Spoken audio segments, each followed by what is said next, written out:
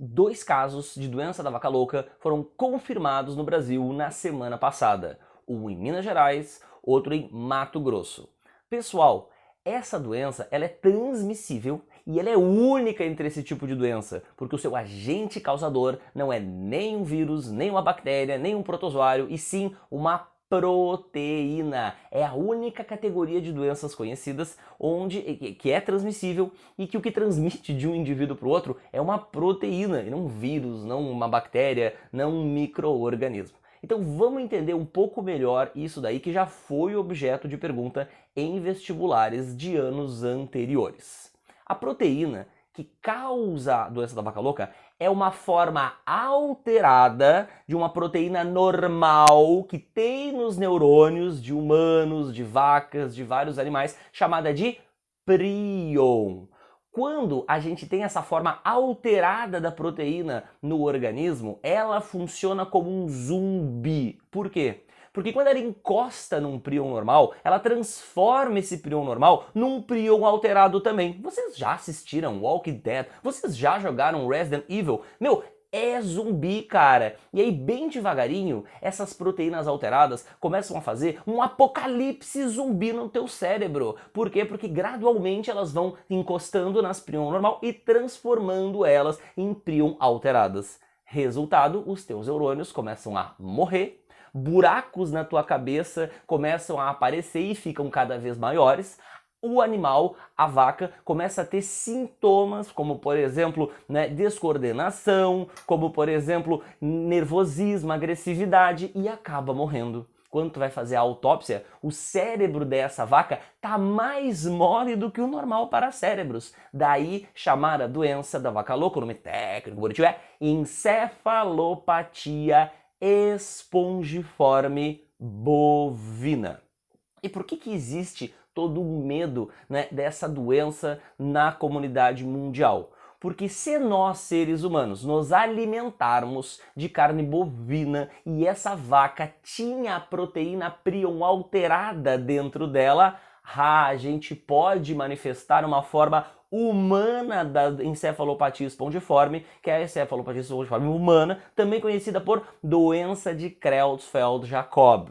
Então daí a emergência sanitária que causa esse tipo de achado. Daí a justificativa para, por precaução, proibirem temporariamente a exportação de carne do Brasil, por exemplo, para a China.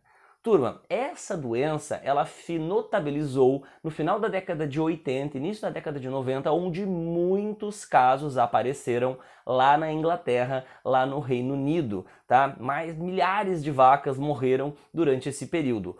Por quê? Nessa situação, os caras descobriram que na ração das vacas, um dos ingredientes tradicionais que era usado era farelo de osso. E esse farelo de osso, pelo jeito, estava contaminado com prions alterados. E aí contaminou várias vacas. Quando tu entra em contato com esse prion alterado, não é assim, amanhã meu cérebro já está todo cheio de buraco. Não, não, não. Demora anos para isso acontecer. Portanto, durante anos, depois desse surto de contaminação, as vacas lá na Inglaterra elas foram morrendo, ok?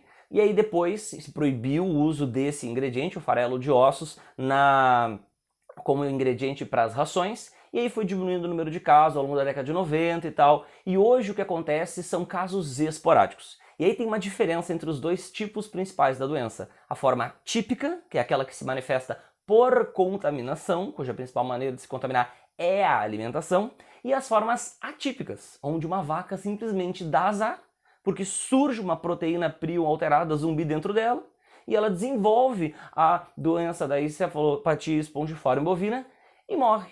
Provavelmente, esses casos do Brasil são formas atípicas, ou seja, essas duas vacas elas deram azar. Por isso, não há motivo para grandes preocupações, não há um risco de uma contaminação generalizada dessas vacas, o que pode fazer com que se repita a situação lá do Reino Unido.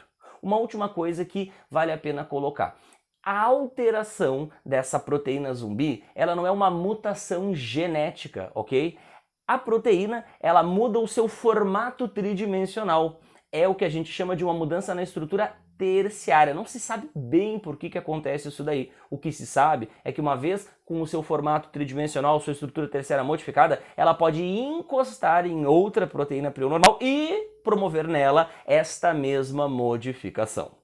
Tá bem, pessoal? A URGS já perguntou isso aí na década retrasada, tinha que saber que as encefalopatias são causadas por prions. O Enem já utilizou experimentos utilizando prions numa das suas questões que envolve a cobrança de habilidades lá da matriz de referência. Por causa disso, a gente tem que estar ligado nesse assunto, tá bom? Se você gostou desse vídeo, compartilha aí, curte, se inscreve no nosso canal, aquele tralá que você sabe que ajuda tanto a gente que tá aqui no YouTube.